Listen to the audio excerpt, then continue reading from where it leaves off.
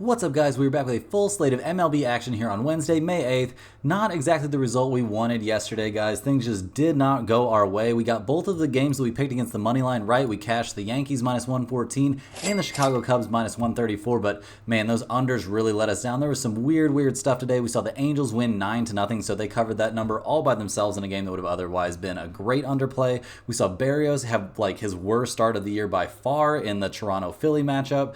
Then we saw Kansas City and Milwaukee. They just scored a ton of runs, so that was a bad one by us. But Seattle and Minnesota, man, how many games have you seen Seattle go off for 10 runs and Minnesota scores 6? 16 runs in that game? I don't think anybody had that on the old bingo card, so that's unfortunate for us. But let's get back on the right side of things here on this Wednesday slate. First, do me a big favor and hit that like button. It's a great way to show some support for the channel and all the work we put in every single day. If you're new, go ahead and subscribe. It's 100% free and can keep you from missing out on these picks. Our videos are sponsored by StumpTheSpread.com. Click the link in the description and go over there and join our free email list. And check out our top confidence plays on all the major sports. Comment below with all the bets you're looking at today, and we'll give you our best advice on all of them. We respond to absolutely every single comment, so let us know anything you want to say about my picks, these videos, or anything else you see here. As always, our final picks will be in the pinned comment down below. Now let's get into our first game of the day. We've got the Los Angeles Angels taking on the Pittsburgh Pirates. The Angels had their weird offensive outburst there in game 2 of this series. They needed it a lot because they lost game 1 4-0, but they're winning game 2 9-0, so I'm sure they feel great about that. We saw Pilar homer twice. Sandoval pitched really well, and yeah, just a game that we definitely thought would go under, but we did not think that the Angels, a terrible offensive team recently, would score 9 points in that one. They're handing the ball in this game to Jose Soriano. He's coming into this one 1-4 in the season with a 3.77 ERA, but he comes off one of his best starts of the season. He gave up 0 runs on 5 hits over 6 innings to the Cleveland Guardians. It's the first game we've seen the Angels win with him on the mound this season. They won that one 6-0, so that has to feel pretty good. So maybe he's back on something of the right track here. I mean, he did give up 4 earned runs to the Twins in the start before that, so the guy is not the most consistent. We're not freaking out about him on the mound, and we're also not freaking out about the Angels offense, despite the fact they scored 9 runs in their last game. This is not something we expect to happen very often. This team is going to be trending downwards here with Mike Trout out. I don't think this is going to be a squad that's suddenly putting up a ton of runs. That's just not what's going to be happening, guys. They're 20th in the majors in runs scored, 21st in on-base percentage. Those are numbers that are going to trend down here as the season progresses. They're going to need to score, I would guess, some runs here going up against the Pittsburgh Pirates, who are now 17-20 on the season. They saw their little 3-game winning streak get snapped there with that loss to the Angels in game 2, so that can't feel too great. We didn't see a very good start from them, and they're going to be handing the ball in this one to Martin Perez. He's 1-2 on the year with a 3.15 ERA, but comes into this game fresh off a really bad start against the Colorado Rockies. He gave up 8 hits on 5 1/3 innings, 3 earned runs against the Rockies. That is not good work. That is not a good hitting team, and yeah, especially pitching at home, he just did not look like he had his best stuff. The start before that, he was good against the Giants, but the start before that, he was bad against the Red Sox, so it's been kind of an up and down season for him so far. I mean, he's a short left-handed pitcher who's a little bit deep into his career, so it's kind of maybe not the best spot for him in general, although being a lefty is always nice. Looking at the Pirates offense, obviously they're coming off of a terrible game, and they've just been terrible since getting off to a hot start. Things have cooled off drastically. They're 19th in the majors in on-base percentage, 24th in the majors in runs scored. They don't have anybody off to a very good start at the plate, so just not a lot of positives to find right here. The odds makers kind of disagree with us on this one, though. They've got the Pirates minus 130. The Angels are plus 115 in this game, and I mean, Soriano did look very good in his last start, so again, against a Guardians team that's very good also, so that definitely tends me to lean a little bit towards the Angels, but obviously we're expecting something of a letdown after they scored 9 runs yesterday, so kind of an interesting spot here. I lean towards the Angels plus 115 a little bit. In terms of the over-under, we see the Pirates are now a pretty significant under team. They're 21-15-1 to the under, but I don't think we're going to be on the over-under in this game, guys, because it's at 8, so giving the Angels plus 115, I think it's a long shot this ends up as a pinned comment play. Moving right along here, guys, we got the Toronto Blue Jays going on the road to take on the Philadelphia Phillies. The Blue Jays come to this game, they lost game 1 of this series 10-1, so that probably didn't feel too great. They're 16-20 on the season, so things are not pointing in the right direction. They just saw their ace have like his worst start of the season, so that's also not great. They're handing the ball in this one to Chris Bassett. He's not off to a good start at all. He's 2-5 with a 5.45 ERA, and this veteran, man, just things are not working out. He was decent his last time out against the Kansas City Royals. 6 innings, 3 earned runs, 4 hits, no home runs in that game. He gave up 1 walk, 4 strikeouts. So overall, a pretty good start for him this season, but he has definitely had his problems, guys. There's no way around it. I mean, getting shelled by the Dodgers, I guess that's not too bad of a look. That happens to a lot of pitchers, and it's going to happen to a lot of pitchers this season, but giving up a bunch of runs to the San Diego Padres, they hadn't been hitting the ball too well until he came up there on the mound. So I don't know. It'll be interesting to see what we get out of him in this game. I don't have a ton of faith in him, though, and I think there's pretty good rationale behind that.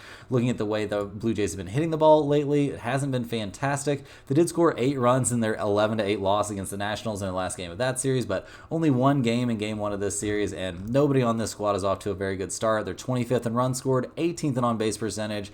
They're clearly in the bottom third in most of the major offensive statistical categories, and there's just nothing good to figure out right now about this offense. They're going to need to score some runs here going up against the Phillies, who are killing it lately. They've now won 7 games in a row, looking fantastic in game 1 of the series, winning 10-1. We saw Bryce Harper hit a grand slam in that one. Christopher Sanchez pitched fantastic. They're going to be handing the ball in this game to Aaron Nola, who's off to a good start. He's 4-1 on the season with a 3.32 ERA. Nothing wrong with that. His last time out, he didn't last too long. He went 4 innings, 4 hits, and 2 earned runs. But the start before that, he dominated the Padres. He had 10 strikeouts in that game. He went 8 innings. He did give up 3 earned runs, but 3 earned runs in 8 innings, that dog will definitely hunt. Looking at the Phillies offense, like we were talking about, it was fantastic in game 1. We're seeing Bryce Harper come alive here. We've seen Alex Baum get off to a fantastic start. This team is 4th in the majors in runs scored, 2nd in the majors, guys, in team on base percentage. They're a top 5 offensive team just across the board. This is a squad you can definitely count on to put up some runs, and the odds makers definitely agree with us here. They've got the Phillies at -150 in this game. Guys, I'm not going to lie to you. I'm going to be on the Phillies in this one for sure. They're 15-6 playing at home this season. They're swinging some very hot bats, and while it's a little bit sketchy to be on a team that just scored 10 runs in the game before, I'm not too worried about that. I think they're going to keep right on hitting the ball against somebody who's not really throwing the best right now. He's just not a great pitcher. There's just no way around that. Obviously, the Phillies bullpen has had its struggles this season, but I don't think that's going to be a problem in this one. The over-under in this game is at 8.5. I'm not really interested in that right now. Neither team is showing significant trends, and while I would think Toronto would not score a ton of runs, I don't think it's going to be enough. I worry the Phillies might cover that number all on their own. Next up, guys, we get the Detroit Tigers going on the road here to take on the Cleveland Guardians. We saw Detroit get the win in Game 2 of this series, so things are now tied up at 1 game apiece. We see the Tigers are now 19-17 on the season, and they're handing the ball in this game to Reese Olson. He's off to an 0-4 start despite sporting an ERA of 2.70. His team, the Tigers, have gone absolutely winless in his starts this season, but man, he's been throwing the ball well. In his last outing against the Yankees, he went 5 innings, gave up only 2 hits, 5 strikeouts, 2 walks, no runs in that game. The start before that, he dominated the Kansas City Royals. He gave only a single run over 7 innings and had 8 strikeouts. The guy has just been throwing the ball really, really well recently, and I don't really see any reason that's going to stop right now. His stuff looks good, and he looks healthy, and things are just all clicking for him. The Tigers' offense, obviously coming off a great day, scoring 11 runs. That has to feel pretty great, but overall this season, they've been a bottom third of the league offense for sure. Nobody's really off to a great start except for maybe Riley Green and his 9 home runs, 17 RBIs, but he's only batting .264, so we're not going to freak out about that too much. This team is 22nd in the majors in runs scored, 23rd in on-base percentage with an on-base percentage of under 300. Not exactly what you're looking for, not what you're hoping for if you're a big Tigers fan. They're going to need to keep scoring runs here going up against the Guardians, who just scored 7 in their last game. It doesn't look like they're going to be missing Quan that bad. I mean, obviously, it's a big deal to have your highest on-base percentage and highest batting average guy missing, but they're going to try to make up for his absence. They're handing the ball in this game to Tanner Bybee, who's off to a 2-1 start with a 4.46 ERA, and he's coming off getting lit up by the Los Angeles Angels. Not a great look, not the kind of team you're trying to get lit up by at this point in the season. I mean, Mike Trout's not even in there, but his start before that, we did see the Braves only manage 2 hits against him in 7 innings. He struck out 9 in that game, so he's definitely had good stuff this season. We've seen the Guardians win in 4 out of 5 of his starts this season, so his last time out, maybe it's just a hiccup, maybe it's a problem, but if I had to guess, I would guess it's more of just a hiccup. And looking at the Guardians' offense, they've been very good this season. They're close to a top 10 offense, I'll say, although things are falling off a little bit after their crazy hot start. I'm seeing a lot of people saying they're going to regress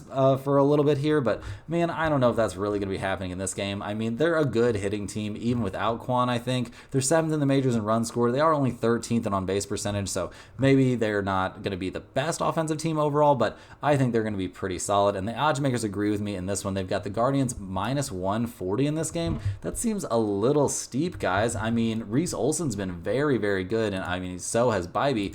But if you're going to give me two really good starters and neither offense is really killing it right now, I mean, obviously in their last game there was a ton of offense, but that doesn't necessarily mean it's going to carry over to this game. So looking at this one, I maybe like the Tigers plus 123 more than I like the Guardians minus 140. I mean, Detroit's been a good road team. They did just win game 2 of this series, so maybe they got a little bit of momentum. I don't know. This isn't going to be a game I'm going to be betting myself. And even looking at the over-under, we see it's at 8. And with two good starters out there, I guess you can make a case for the under. But it seems like everybody's bats are starting to warm up a little bit. So I'm probably not going to be on the under in this game. I guess give me Detroit plus 123. But this is not going to be a pinned comment play for me. Next up on the slate, we've got the New York Mets going on the road to take on the St. Louis Cardinals in Game 3 of their series. Here we've seen the Mets win the first 2. They won 4-3 and then 7-5. Things are not looking too hot for the Cardinals, and the Mets are trying to get things headed in the right direction. They're handing the ball in this one to Jose Quintana. He's off to a 1-3 start with a 5.20 ERA. So yeah, this veteran left-hander not having the best time out there. His last game, he got obliterated by the Tampa Bay Rays. In 2 2/3 innings, he gave up 10 hits and 8 earned runs. Yeah, guys, that's not exactly going to work. He does have another start this season against the Cardinals where he looked dominant. He went 8 innings, gave up 3 hits, 1 run, 3 strikeouts, and 1 walk. A dominant performance, and he's had those kind of mixed in. It's been mostly against not the best offensive teams, which, I mean, obviously that makes sense, but yeah, I don't know how much faith we have in him as a starter this season, but we have faith in him going up against a team he's already looked good against once this season.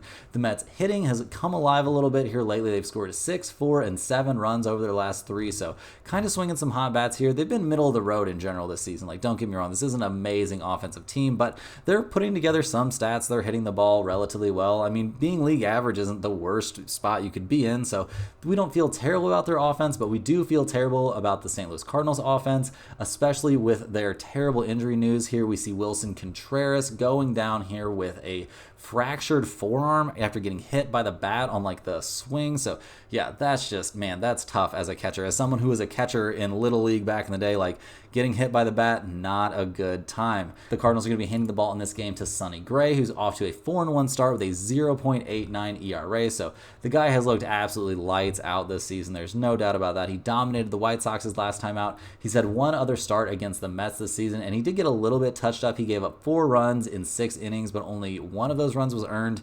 9 strikeouts, 3 walks, so it wasn't his best start ever, but it also wasn't terrible, and it was at the Mets, so he was pitching on the road in that one, which can sometimes be a little bit of a challenge, but I mean, I would say he probably qualifies as like basically a veteran starter at this point, so he probably not too bothered by something like that. He's been pitching great this season. There's no doubt about that, but the Cardinals offense has not been good, and they just lost one of their best hitters here for the foreseeable future. It's going to be a fractured forearm. That's not something you can just bounce back from. So that's definitely a tough look for me. And yeah, the Cardinals bats just not good. We've seen Arenado coming on a little bit here later in the season, but just not a lot of positives to report. They're 29th in runs scored, 26th in on-base percentage, 29th in slugging percentage. Like, this is just a terrible, terrible hitting team. The odds makers not really buying in on that whole Quintana coming off of a good start against this team.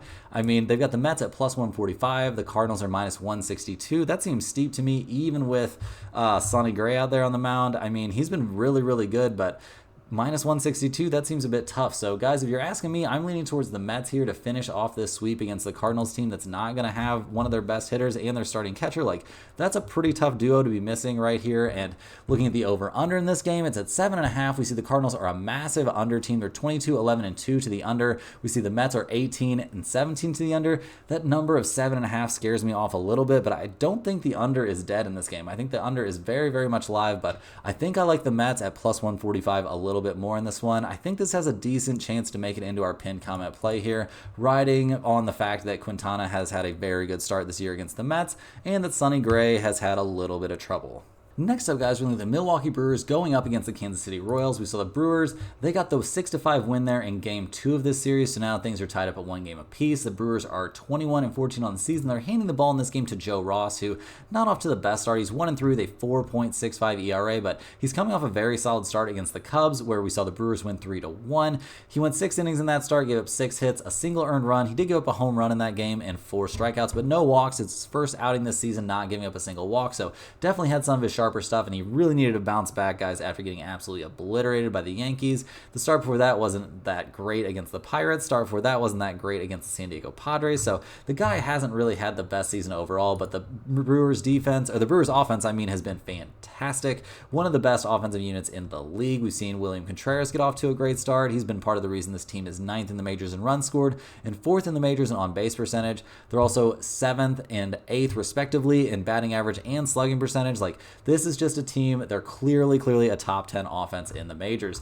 They're bound and determined. They're going to score some runs. They scored 6, 3, 0, and 5 runs in their last 4 games. So not swinging the hottest bats right now, but I think that all just kind of adds up to them being a little bit due. They did score 6 runs in their last game, and maybe we could be in for another offensive outburst, but we'll see what they can do actually here going up against the Kansas City Royals, who are 21-16 on the season and probably don't feel great about taking that loss there.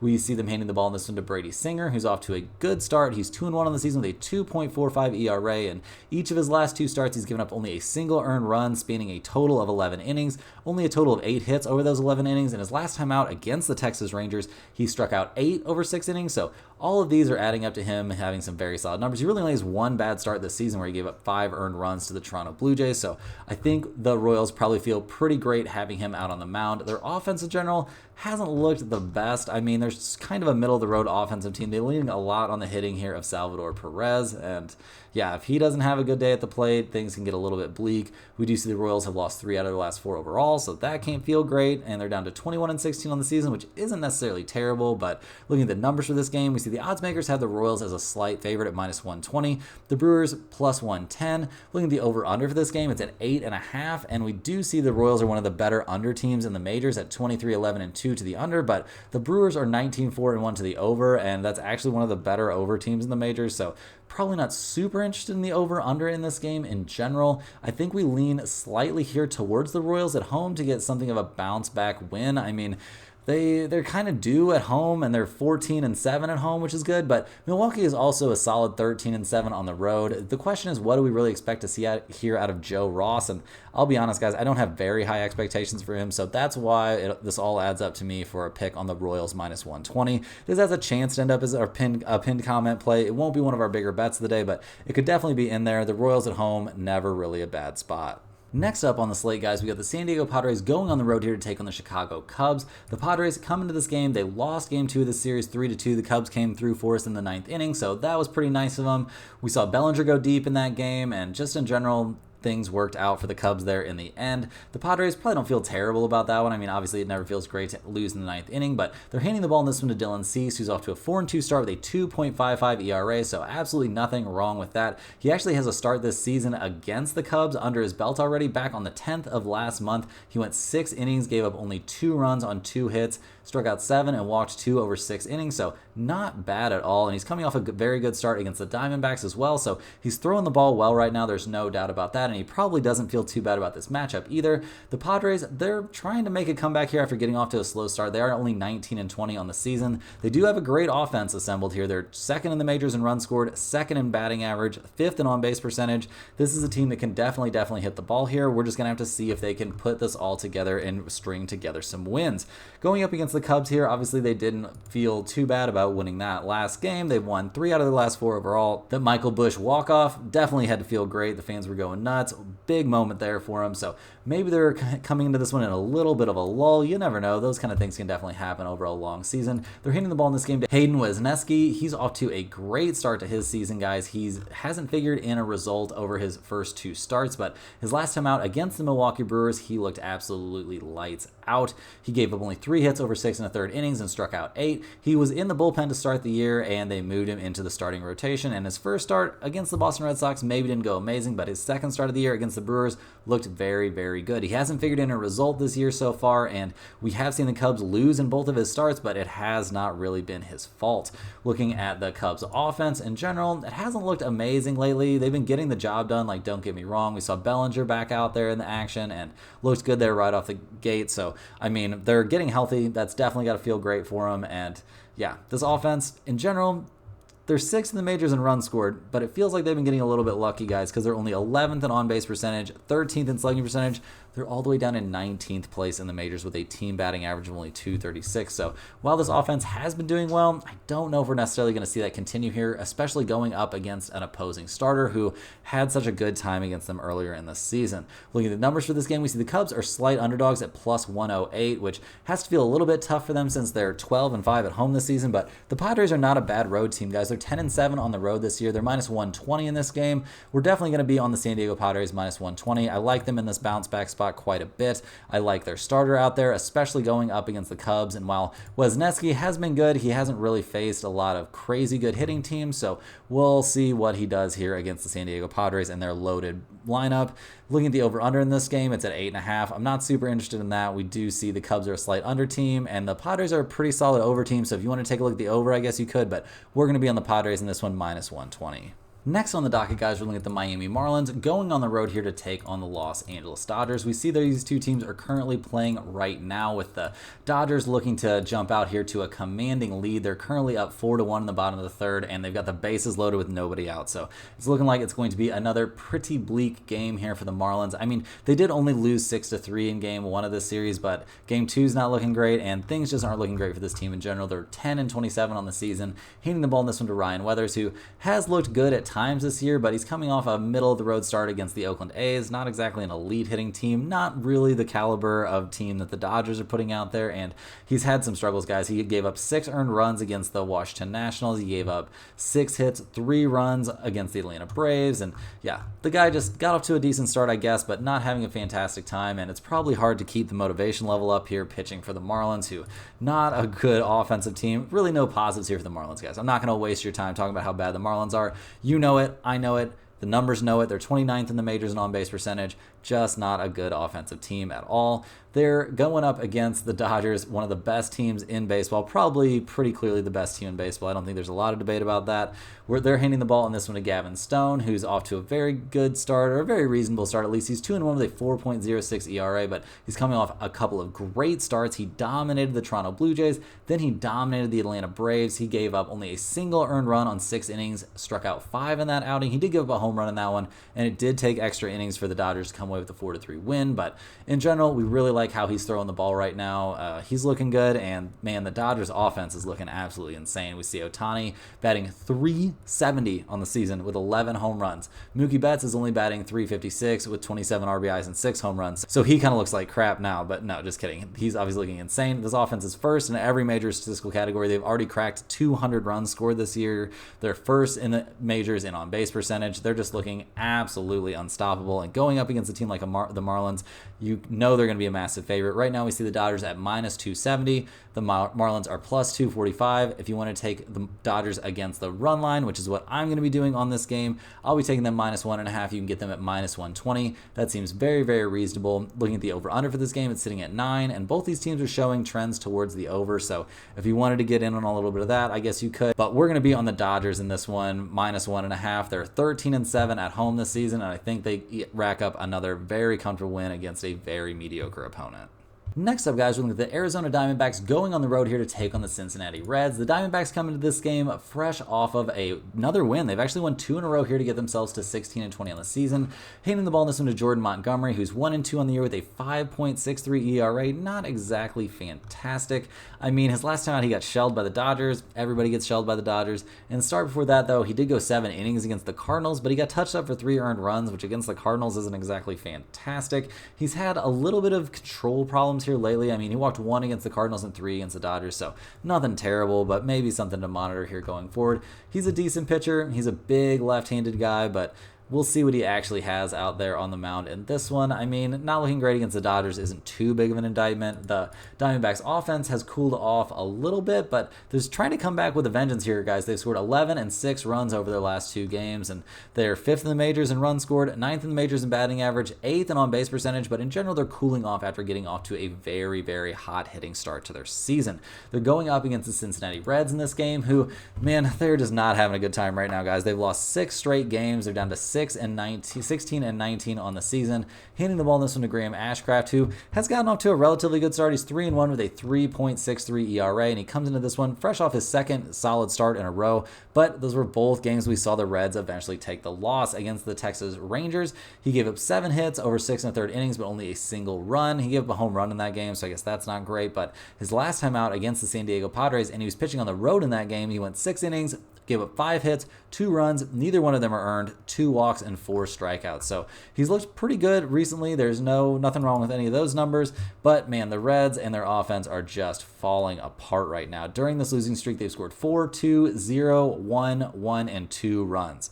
That's not going to get the job done, guys. We've seen Elly De La Cruz fall off a cliff here in terms of his offensive production. This team's all the way down to 27th in the majors and on base percentage, 29th in the majors in team batting average, and these numbers just continue to fall. This team looked like they were going to be a good offensive team there for a little bit, and that is clearly just not going to be the case. The odds makers, they kind of agree with us in this one, guys. They've got the Diamondbacks at -115. The Reds, despite the fact they're at home, are +106. The question for me in this game is like, really, what are we going to see here from these two starters? I mean, Montgomery didn't look great his last time out, but that was against the best offense in the majors. Ashcraft has looked good in his last 2 starts, so if you wanted to lean towards the Reds +106 at home, that makes sense to me. They've got to snap this losing streak at some point, and you're getting a pretty good price on a team at home with what looks to me like the pitching edge, so I guess give me the Reds +106 in this one, but we are not going to be on this game in a big way. I mean, just not a lot of faith here in the Reds bats, and the over-under in this game is 9. I guess if you just wanted to play the cold streak on the Reds hitting, you could go under, but playing unders in the Great American Ballpark never feels good to me. So give me the Reds +106, but this is just a lean. Moving right along, guys, we got the Baltimore Orioles going on the road here to take on the Washington Nationals in Game 2 of their series. We saw the Orioles actually take the loss there in Game 1, 3-0. They got shut out in that one.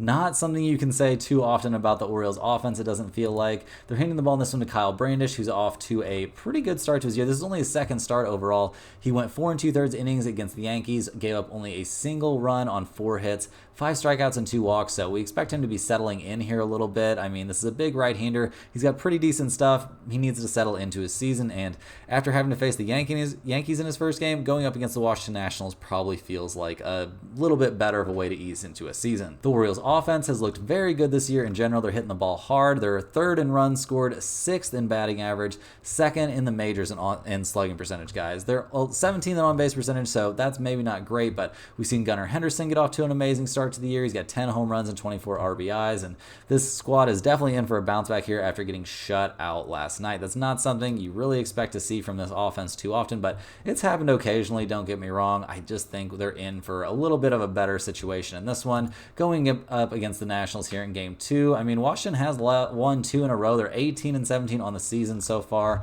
They're handing the ball in this game to Mitchell Parker, who's 2-1 with a 2.53 ERA, coming off of a, we'll say, decent but not great start against the Texas Rangers. It's a game that we saw the Nationals lose 6-0. He gave up 3 earned runs on 6 hits over 5 1/3. His 2 starts before that, though, were very, very good. Maybe even his 3 starts before that. I mean, 5 innings, 2 runs against the LA Dodgers is not a terrible outing. So he's been throwing the ball pretty well this season, and the Nationals offense has looked a bit better recently. I mean, over their last 4 games, they scored 9, 3, 11, and 3 runs. So this is a team that's capable of some offensive outbursts for sure. Over the course of the season, they've been pretty middle of the road or even a little bit below average in the majors so far. But I mean, it's kind of a small sample size, but also, do we really expect huge things from the Nationals offense? I don't really think so. Right now, though, they're swinging the bats well. I'll give them their credit where credit is due. Looking at the numbers in this one, we do not see the bookmakers giving the Nationals a lot of credit. They've got the Orioles as big favorites, -170 in this one. The Nationals are +155, and the Orioles, if you take them -1.5, you can get them at -105. So if you're big here on the Orioles, I guess you could take them against the run line. I'm not going to be doing that myself, though. I will take the Orioles -170 as a small lean, but I have my doubts about whether or not this is going to end up as a pinned comment play. The over-under in this game also doesn't feel fantastic to me. I mean, maybe under 9 doesn't look terrible with neither one of these starters looking awful coming into this game, but I'm probably going to stay away from that against Orioles team who's got some trends pointing towards the over, and Washington is not necessarily a big under team. Next up, guys, we got the Chicago White Sox going on the road here to take on the Tampa Bay Rays. The White Sox coming to this game, they've lost the first 2 games of the series pretty convincingly, losing 8-2 and 5-1. They're 8-28 on the season, and handing the ball in this game to Chris Flexen, who's 1-3 with a 4.85 ERA. So not, I guess, a disaster start. He has actually looked pretty good over his last few outings. I mean, he has had his hiccups in there, but in his last 2 games, both of which were starts, he had a very good start against the Rays. He went 5 innings, gave up only 2 hits and no runs. His last start, his last time out, he gave up 4 hits in 5 innings, gave up 2 runs in that one against the Minnesota Twins. So it'll be interesting to see what he can do here in his second start against the Tampa Bay Rays, who, I mean, they're playing a little bit better. The White Sox bats, obviously, guys, you already know this. They're the worst offensive team in the majors in basically every category. They're just not scoring any runs. They've only scored 102 runs this season in general. That's not the way you get the job done. That's not how you come up with wins in the majors. Just not a good hitting team, guys. Their team batting average is 208. Their team on base percentage is 270. Nobody's off to a hot start. Nobody's hitting the ball well. Not a good team. Not a good team at all. They're taking on the Tampa Bay Rays, who we don't really know if they're a good or bad team, but they're trying to make a case that they are a good one. They've won 5 in a row. They're 19-18 on the season, so that probably doesn't feel bad, and they're going for their 3rd straight win in this one. Probably a little bit disappointed to see Pepio likely headed to the IL. That can't feel good, but in general, they don't feel terrible. I'm sure handing the ball here to Aaron Savale, although he is coming off of maybe 3 bad starts in a row. That is not a great look, guys. His last time out against the New York Mets, he gave up 7 earned runs, 4 2/3 innings of work. That's not going to work. Start before that was against the Chicago White Sox in Chicago. He gave up 8 hits and 4 1/3 innings, gave up 6 earned runs in that outing. So, yeah, guys, not feeling too good about him in this matchup necessarily. And while the Rays have been hitting the ball much better as of late, they haven't been a great offensive team over the course of the season, but can't read too much into that one, as they've scored 10, 3, 7, 8, and 5 runs over this last little winning stretch they've had. So definitely swinging some pretty live bats, but what are they going to do here against Flexen, who's had some success against them this season? It's going to be interesting to see. The odds makers are big on the Tampa Bay Rays in this one, guys. They've got the Rays minus 225 in this game. They've got the White Sox at plus 205. This is an interesting spot, guys. I think I'm too chicken to actually put this down in the pinned comments, but I think the White Sox plus 205 is super live in this game. Obviously, I don't think this is any sort of lock. I don't think they're going to be winning this game all the time. But if you're getting better than 2-1 on a team that's putting a pitcher out there that has positive trends against his opponent, and they're going up against a pitcher that has negative trends against his opponent, I think it's a spot. I think you should go ahead and maybe put down a little bit here on the Chicago White Sox. I'm not going to say this has no chance to end up as a pinned comment play, because I think it does. Give me the Chicago White Sox plus 205 in this one. I think they're drawing live in this game. Moving right along here, guys, we got the Houston Astros going on the road to take on the New York Yankees. The Yankees came through for us yesterday. We saw the Astros take the 10-3 loss to start off this series, so probably don't feel great about that. They also clearly don't feel great about being 12-23 on the season. Handing the ball in this one to Spencer Arrighetti, who's not having a good time. He's 0-3 with an 8.27 ERA, but at least his last time out, he seemed to figure something out at least a little bit. He went 5 2/3 innings, his longest start of the season, gave up 4 hits, 2 earned runs against the Cleveland Guardians, 6 strikeouts and 3 walks in that one. He didn't give up a home run, so I think they can feel positive about that, feel like he's building towards something good here, but man, hasn't looked great over the course of the season. And while the Astros offense hasn't looked amazing, they've put up some good numbers. I mean, they're only 17th in the majors in runs scored, but they're still 3rd in team batting average and 7th in team on base percentage. We've seen Jose Altuve get off to a pretty good start. He may be cooling off a little bit here, but this team, they haven't been hitting the ball great, guys. Over the last 3 games, they scored 0, 4, and 3 runs. So that's not generally going to get the job done, especially when you don't have the best feeling pitching staff right now. They're going to need to figure out a way to score some runs here against the Yankees, who got off to a blazing start to this series. They've won 4 in a row now. They're up to 24-13 on the season, and they're handing the ball in this game to Carlos Rodon, who is off to a 2-2 start with a 3.68 ERA. He did get roughed up by the Baltimore Orioles his last time out, so he is in something of a bounce back spot. His 2 starts before that were very, very good. He did great against the Milwaukee Brewers and the Oakland A's, so I think we can feel pretty decent with Rodon out there on the mound. And the Yankees offense, guys, they're finally coming alive. they're up to 10th in the majors in runs scored. They're still holding on to a very, very good on-base percentage as a team. They're third in the majors, getting on base at a 331 clip. That'll definitely work. Their team slugging percentage is closing in on 400, so this is a team you can definitely count on to put up some runs. Looking at the numbers for this game, we see the odds makers definitely agree. They do not believe here in Arrighetti, and neither do I. The Yankees are minus 140 in this one. If you wanted to look at them against the run line, I guess you could. I don't think I'm going to mess around with that, though. I'm just going to go ahead and slam it on the Yankees minus 140 for another day. I think the Yankees are in a good spot in this one, and I feel like they'll come away with a comfortable win. The over-under doesn't really appeal to me too much. We see both teams showing significant trends for Houston and a reasonable trend for the Yankees to the under, but I worry about the Yankees scoring 10 runs off of Arrighetti here in like the first inning or something. So go ahead and just give me the Yankees minus 140 in this one. Moving into the home stretch here, guys, we've got the Boston Red Sox going on the road here to take on the Atlanta Braves. Boston actually took the loss here in game 1 of the series, 4-2. We saw Marcell Ozuna deliver a run-scoring single in the 8th, and we saw the Braves end their 3-game losing streak, so Boston probably doesn't feel great about that. They wasted a pretty reasonable start there. They're going to be handing the ball in this one to Nick Pivetta. I'm pretty sure I'm pronouncing that correctly. He's 1-1 on the season, off to a very good start with a 0.82 ERA. He just got off the 15-day IL, so he was part of that just like glut of crazy pitching injuries that the Red Sox went through. He's only made 2 starts this season, but they were both very, very good, albeit not against the best hitting teams, but good starts nonetheless. Not really going to try and take anything away from this guy who's thrown the ball well this season, and it'll be interesting to see if he is actually fully healthy coming off the IL. The Red Sox offense hasn't looked amazing. We've actually seen them lose 4 out of the last 5 games overall. They've scored 1, 2, 1, 9, and 2 runs over that span. So this is just not an offensive team that I trust this season. I mean, they're 13th in the majors in runs scored, 9th in on-base percentage. So you would think they'd be putting up some runs, but they're only 19 and 17 on the year. And man, they just don't seem to really string those hits together. They're not getting a lot of runs across the plate. They're going to need to score some runs here going up against the Atlanta Braves, who have had some hard times of their own. I mean, not looking too hot over their last 2 series. I mean, they are just starting a 3rd series here, but they lost 2 out of 3 to the Seattle Mariners. They got swept 3 games by the Dodgers. They've been dealing with some injuries a little bit here. We've seen Marcell Ozuna start to struggle a little bit, although he looked very good there in game 1 of the series, so we'll give him that for sure.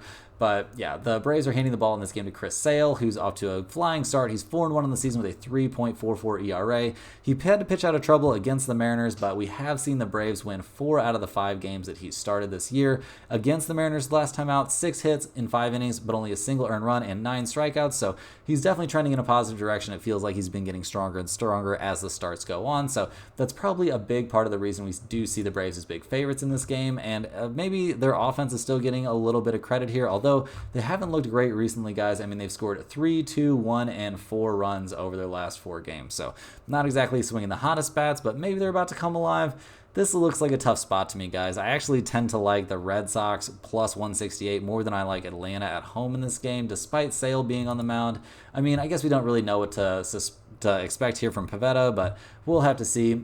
Just in general, though, I'm not going to be on the side in this game. I'm looking more at the over-under. We see both teams showing slight trends towards the under, and neither team is really swinging the hottest bats. We see Boston is 19, 14, and 3 to the under. We see Atlanta is 18, 13, and 2 to the under, and we've got an over-under of 9 here. Go ahead and give me the under in this one, guys. I like it a good amount. It could end up as a pinned comment play, but I'm not 100% sure yet. Moving on here to the last game we're going to go over today, guys. We're looking at the Seattle Mariners going on the road to take on the Minnesota Twins. The Mariners and Twins, they screwed us over last night, guys. I could not believe these teams combined to score 16 runs in that game. That's pretty wild stuff. These have not been great offensive teams, and especially the Mariners haven't. They've been one of the best under teams in the majors this season, but they're up to 20 and 16 on the year after getting that win. They've won 3 out of their last 4 overall, and they're handing the ball in this game to George Kirby, who's another one of their starters who's off to a pretty good start. He's 3-2 on the year with a 3.76 ERA, and man, he's come off of a bunch of very good starts. He's had 4 fantastic starts in a row, doing well against the Reds, the Colorado Rockies, the Arizona Diamondbacks, and then Houston. His last time out, he went 6 innings,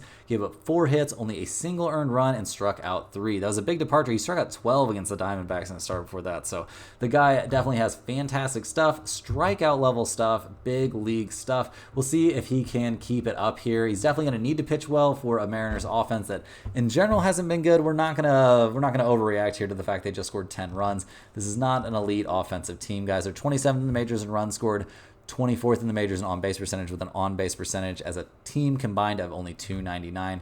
We haven't seen anybody really get off to a great start for them, so this isn't an offense we expect to pile up a ton of runs. Definitely not here 2 nights in a row. Weirder things can happen, obviously, but none that I can think of right now. Going up against the Twins in this game, who are definitely going to be wanting to bounce back after losing game 2 10-6. The Twins are 20-15 on the season and handing the ball in this game to Chris Paddock, who's off to a 3-1 start, but with a 4.78 ERA.